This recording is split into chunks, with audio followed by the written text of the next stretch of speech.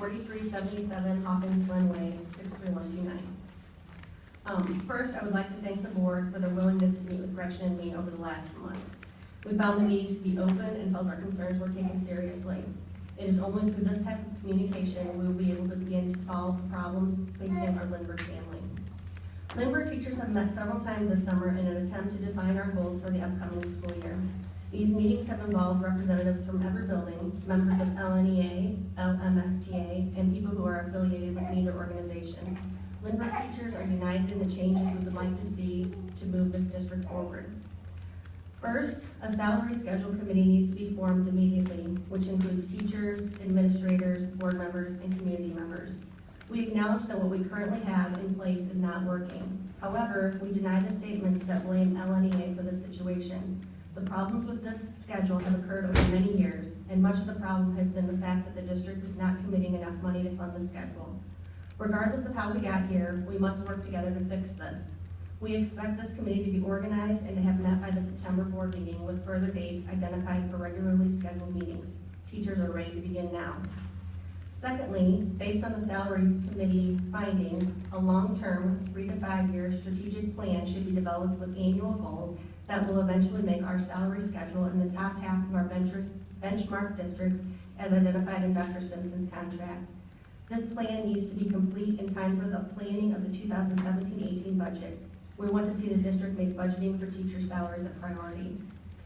Next, in the board policy DB, which addresses the planning and preparation of the budget, it states, quote, members of the board, citizens, students, and professional and support staff members should be involved in the planning process, which culminates in the preparation of the budget document. This policy needs to be followed with direct input into planning the budget from the members listed in the policy. We would also like to see a board policy created and approved addressing reserves. Other benchmark districts, including Brentwood, Clayton, Kirkwood, Parkway, Rockwood, and Melville, have such policies. These districts have policies that set the reserve amount way above the state minimum of 3%, with most being around 20%. Our current amount in reserves is 35%. This policy should include a minimum percentage that must be kept in reserves, as well as address the use of money in reserves. Teachers also request that when contracts are given, salary amounts must be included. Though contracts are not required to be given until May 15th, teachers would like these to be given sooner. If changes to board policy HA, which covers negotiations, are made to begin negotiations earlier, we believe this can happen. In addition, a procedure for impasse must be included in this policy. For the last 2 years, teachers in the district have not been able to come to an agreement on salaries. This has led to low teacher morale. A procedure that could include a facilitator at no cost to the district and not legally binding might help bring about compromise that would help agreements occur. To help address low teacher morale, a plan developed together by teachers, administrators, and board members is necessary. This must include surveys and results shared with administration, board members, and teachers. These surveys should include questions concerning administrative support, input on curriculum decisions, as well as other district and building level decisions. We are aware that this will take time and may mean that we will have to seek additional revenue. That is why we would like the district to begin polling the community to see what the feeling is about a possible tax increase.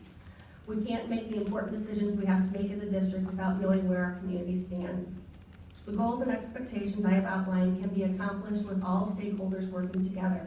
However, until significant progress is made towards meeting these goals, Lindbergh teachers will be withholding voluntary services or working to contract. In the last week, 80% of Lindbergh teachers responded to a survey asking if they would be willing to take such action. 94% of teachers are willing to do so. It is time for action on the part of the Lindbergh School, Board of Education, and Administration. Last month, the St. Louis Post-Dispatch published their top workplaces in St. Louis feature. 4 of our benchmark districts, Pattonville, Ladue, Parkway, and Rockwood, are in the top 20. When asked what makes employees want to stay in an organization, the article claims it is more than simply salary. Organizations need to focus on what really matters: connection, alignment, and effectiveness. It goes on to say, and I quote, "Healthy organizations thrive when people feel connected. Whose responsibility is this? Senior leaders. It is their role to ensure that employees understand where the company is going and how it is getting there." End quote. This is what Lindbergh teachers want. Thank you. Thank you.